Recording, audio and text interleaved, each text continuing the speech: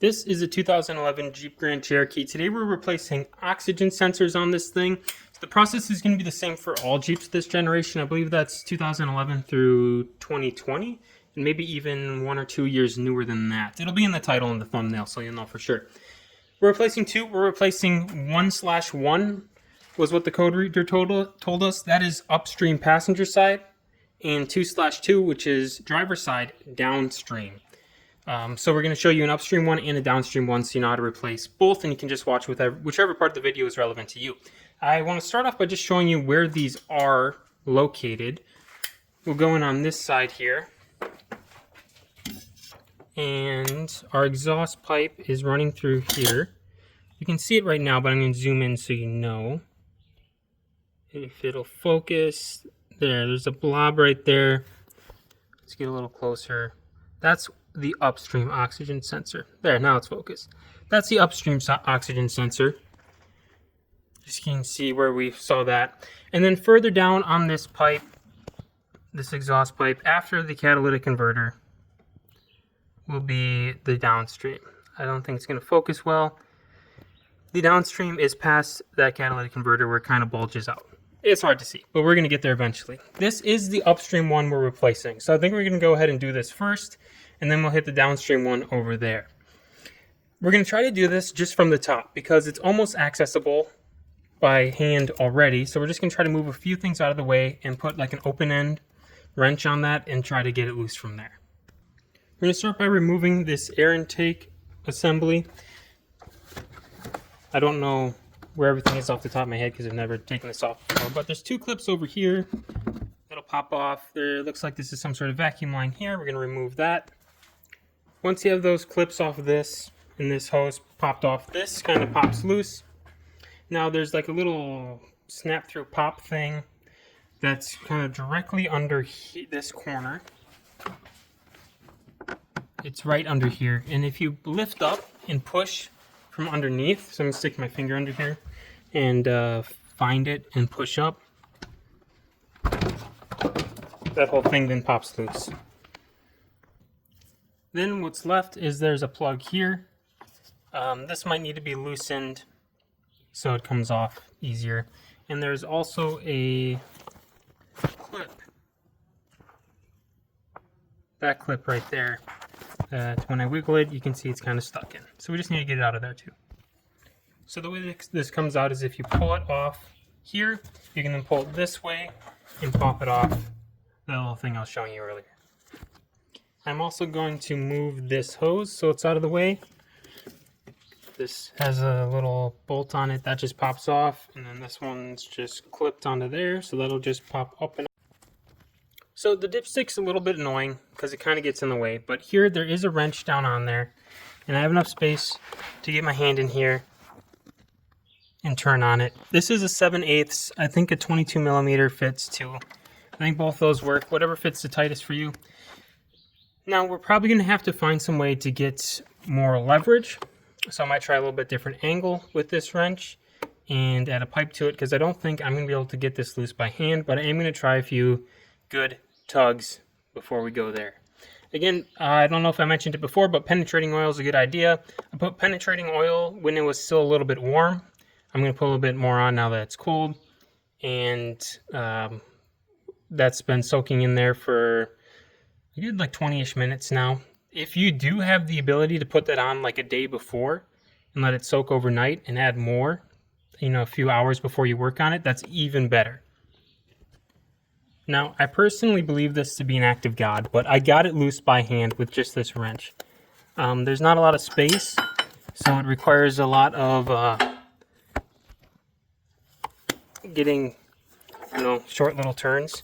But we're going to go ahead and work this one off. Hopefully you are able to just yank on it and really, really hard and get it loose. If not, extend your wrench, try to get a pipe on the end of it to get that leverage. Again, penetrating oil works really well. If not penetrating oil alone, you can try to heat outside of it with a torch. Make sure there's no gas or anything flammable around. Be really careful with that.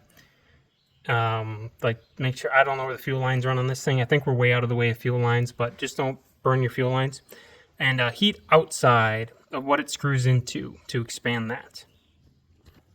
Just a little tidbit, that's a broken off ground wire right there. I believe this one attaches somewhere to the engine block. I didn't look yet. However, you should check your ground wires, make sure they're still there whenever you have the chance to access them, because a broken ground wire definitely can contribute to electrical issues. Oh, mosquito on my arm, hold up. Alright, mosquito's dead. A host of electrical issues, including low voltage, oxygen sensor, engine codes. So I'm going to repair that. Alright, so I got it twisted off. It's dangling down there. It is a little bit easier to twist off if it's unplugged and not attached to the wire. Otherwise, you're just wrapping the wire as you twist it off. I'll show you where it plugs into. You can see the wire wiggling. Let's see if we can get you a better angle. There's the plug right there. I'm not going to be able to get a good camera angle of me unplugging it, but because I'm going to have to put the phone away to get my hands in there. But that's where it is. Just to give you a little bit of an orientation, because you kind of reach in there blind, it is plugged in there like this. So the parts you push in is on the bottom. You push in on the bottom, right before this piece that sticks out, and then pull it out that way. That's the way it fits under in there. So when you go to plug it back in, make sure this is the way it's getting plugged in, with the extra little piece towards the bottom. Here's the new replacement part. Looks like it came with a little bit of anti-seize, high temperature anti-seize lubricant on it. We're going to screw it in first and then plug it in. Again, it is plugged in this way. We're going to screw it in first before we plug it in so we don't twist the wire as we screw it in. If you want to put a little bit more of your own anti-seize on there, that's totally fine. Make sure it's at least rated for something high temperature because this gets super hot. And also make sure you're only putting on a little bit because you don't want any dripping into the exhaust system and onto the actual oxygen sensor itself, because that's going to either give your oxygen sensor a bad reading or it's going to heat up and ruin your oxygen sensor. So only a little bit and only directly on the threads. Start that by hand so you don't cross thread it, and then just crank it back down with the wrench later. And do not forget to plug it back in. Now if you're doing the upstream sensor on the other side, you can get to it from the top like I did here. There's just more to move. If you want to, you can take the intake manifold out of the way. And then there's all these pipes and hoses that can be taken off where they're mounted from and pushed out of the way.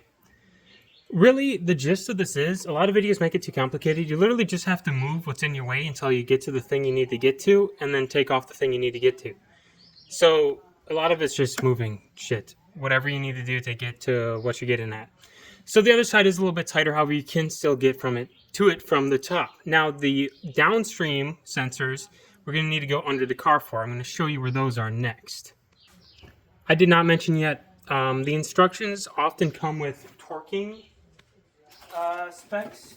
There's a diagram and then some install instructions if you want to do the proper torque spec. And it varies depending on what replacement part. I'm using NTK, which is a pretty popular replacement brand for Chrysler made things like Jeep. Let's go to the downstream ones now. All right, the other oxygen sensor, once you find the exhaust pipe, here's the catalytic converter. It is right up there. My wrench is on it. Same size wrench I'm using. I think it was 7/8 or 22 millimeters. Some people take the drive shaft out of the way to get at this easier. I'm going to try not to do that. I'm just going to try to do the same technique. I'm going to put it on there like it is. I'm going to extend it if I need to, and I'm going to use my body weight to yank on this thing as hard as possible. This, zooming out, this plastic splash guard thing is kind of in the way, so I'm going to move that if I need to. There's 4 bolts that hold it in. So that's what we're going to do. Alright, so this is where we're at. It's still in there. I did kind of round it off a little bit. You can sort of see how I rounded it off. It's a 7/8. 22 millimeters is just smaller than a 7/8. I would recommend just starting with the 22 millimeter. That is what I was going to try next. However, I looked at the wire. Let's see how good the Samsung camera is. On that black wire, there is some bare wire showing through. Man, that's a really rough angle, but there's some bare wire showing through. on that black, you can see it. That got burnt off and rubbed off on this heat shielding. So, like it shorted to a ground here, and that can totally throw a low voltage code on an oxygen sensor. So what I think I'm going to try is just re-insulating this and then kind of routing this wire away from anything that might burn it. And then checking the engine scanner, because I can read live data for the voltage going to this. And if that fixes it, I am not going to bother replacing this oxygen sensor. If it doesn't fix it, then we're going to go back in here. Now, if you're having troubles getting to this, you can take off, can we zoom, can't zoom out, this bar that holds the, it's kind of in the way of the drive shaft, because you can drop the drive shaft out. Put the car in neutral to do that, so then you're able to spin the drive shaft and get to all those bolts easy. But you can take off, disconnect the drive shaft right here, and then it'll fall down and be out of your way, and then you just have way more room to work. If you're working on the passenger side, there is plenty of room over here. Look at how much space this is, and you can just go up there and touch it. So this won't be a problem, or it will be easier at least, because you can just get the wrench on there, add a pipe to it if you need to really crank down on it. So what I think we're going to try, and this is a really common problem for this side of the car actually, having the insulation burn off. I think we're going to try wrapping that, covering that up, because it was sitting right on the heat shielding, and I'll check the voltage levels and we'll go from there. Now when you guys are done, don't forget to put on your whole intake system again, slap it into there, slide it onto this thing here. There was a little clip that popped in right here, and then it goes down over here. There's two clips on this side. There was a vacuum hose, and there was that little plug back there. Just double check everything's plugged back in. Start it up, and if you have a engine code scanner, you can read the voltages to make sure they're good. So what we're looking for with this model of Jeep is a voltage at the oxygen sensors between 0.4 and 0.6. 0.4 and 0.6 volts, and plus or minus a little bit is fine. When it gets to around like 0.2 or a little bit lower, that's when it throws a code. Bank 1 sensor 1 is the one I replaced. That is Upstream passenger, looks normal. Bank 1 sensor 2 looks normal, it's at 0.6, 0.7. Bank 2 sensor 1 looks normal, it's hanging around 0.7, 0.8, that's a healthy sensor. This is the one that had the bare wire touching that I didn't replace. It is currently sitting around 0.6, 0.7 after I rewrapped that wire. So that looks healthy. So, and it's showing fuel trims. All those voltages are normal. So we're going to delete the codes, we're going to drive it for a while, and hopefully they never pop up again. This is a good way to check your work once you're done. If you have one of these scanners, I highly recommend getting them because this scanner is super useful. Alright, thank you all for watching. We'll catch you later.